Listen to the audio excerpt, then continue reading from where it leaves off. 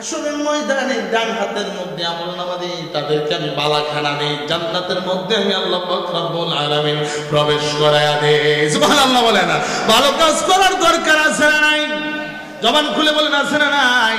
ভালো কাজ করতে হবে। আল্লাহ পাশাপাশি বলেন ওয়া ইন্নাল ফুজ্জারা লাফি জাহিম।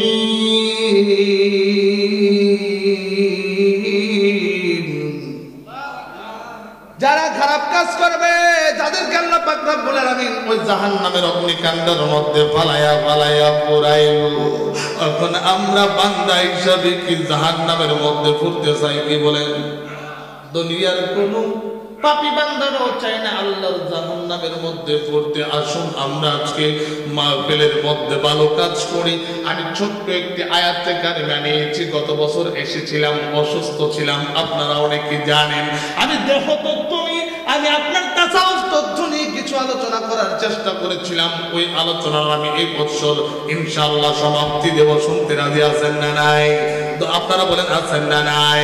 একটা ফালতু কথা এখানে বলবো না, প্রত্যেকটা কোরআনের দলিল ভিত্তিক কথা বলবো। মানুষ কেন আল্লাহর ইবাদত করে না?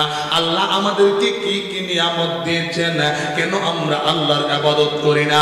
আমরা কেন গাফিল?